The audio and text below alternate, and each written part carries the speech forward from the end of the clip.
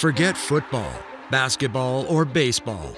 America's true passion is something far bigger. From nail-biting elections to strategic moves on Capitol Hill, politics has become the ultimate national game. But why does it feel like America's favorite pastime isn't played on a field, but rather in the halls of Congress? Politics today has evolved far beyond a simple government process. It's a high-stakes, adrenaline-pumping spectacle where every decision feels like a game-winning play. Presidential debates mirror championship showdowns, and congressional battles become as intense as a playoff series. Millions of Americans log in not just for the drama, but to root for their party with the same dedication they show for their favorite team. But how did we get here? How did American politics become a spectator sport? In this video, we're diving deep into why politics has transformed into America's true #1 sport, and what that means for the future of democracy. Let's start by looking at the spectacle of it all, the political events that have turned elections into the Super Bowl of American society. Like any great sporting event, the spectacle of American politics draws millions. In 2020, a record-breaking 158 million voters turned out for the presidential election, comparable to the biggest sporting events in the world. The excitement builds for months, even years. Candidates prepare, strategize, and fundraise, much like a sports team getting ready for a season. The stakes? Not just a championship trophy, but the future of the nation. Election night feels like the Super Bowl, with all eyes on the results. And just like a buzzer-beating three-pointer or a last-second touchdown, the results in battleground states can leave millions of voters elated or crushed in an instant. News outlets like CNN and Fox News serve as the ESPN of politics, analyzing every move, every vote, and every shift in public opinion. Even social media plays its part, offering real-time commentary and fueling the frenzy. Every tweet, every speech, and every debate moment is dissected, analyzed, and turned into political theater. It's a never-ending game, with the American people as both the spectators and the players. But like in any sport, there's a financial side to all this. The money behind the political spectacle is just as powerful as the plays made on Capitol Hill. Just like professional sports teams rely on sponsorships and big-name donors, political campaigns are powered by billions of dollars. In 2020, election spending hit a staggering $14 billion, nearly double the revenue of the entire NFL. Corporations, PACs, and wealthy individuals fuel campaigns with the same vigor that sponsors fuel sports teams.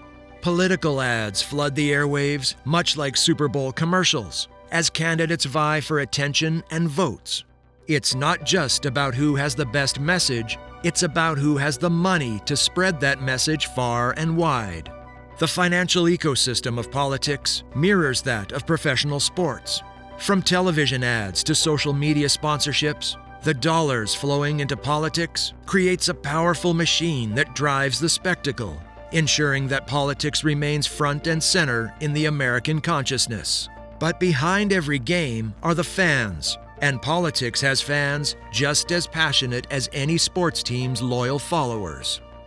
Just like sports teams have their dedicated fan bases, political parties have theirs too. Democrats wear blue, Republicans wear red. Their mascots, the donkey and the elephant, are as iconic as any team logo. And their slogans, "Make America Great Again," or "Yes We Can," become rallying cries that unify millions of supporters.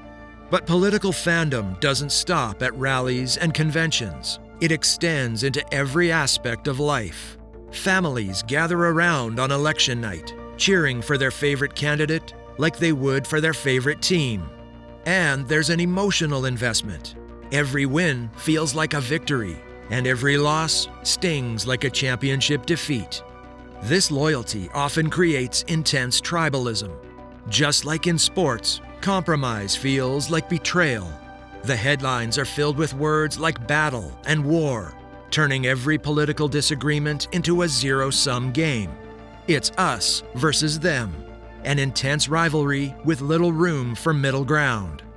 Beyond the spectacle and fanfare lies the core of every political campaign: strategy.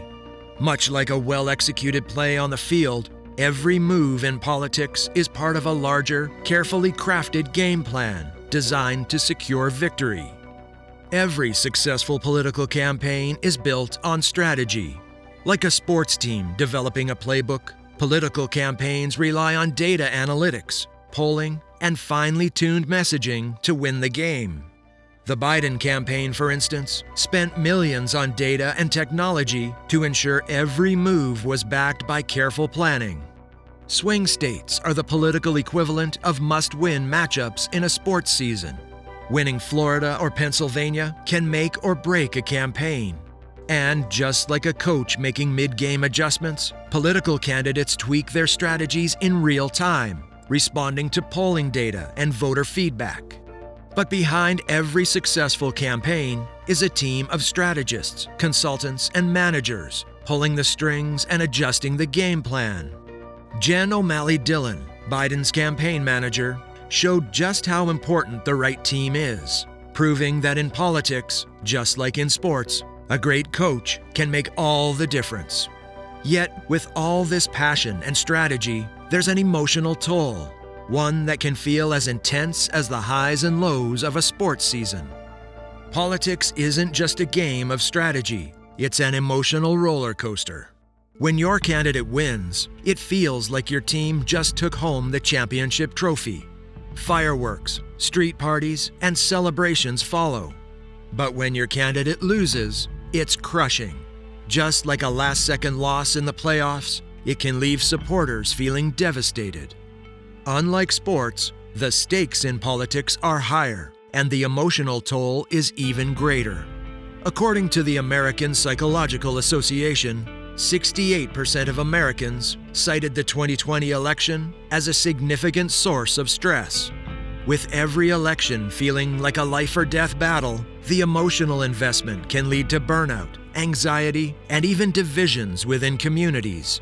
So, what happens when we treat politics like a sport? The long-term consequences might be more profound than we realize. When politics becomes a sport, the focus shifts from solving problems to simply defeating the other side. Voters can become more loyal to their party than to their country. Like fans who stick by their team no matter what, political supporters often vote along party lines, regardless of the issues at hand. This dynamic fuels polarization. Compromise becomes a sign of weakness, and every political disagreement turns into a zero-sum game. Over time, this erodes trust in democratic institutions and creates cynicism around the political process.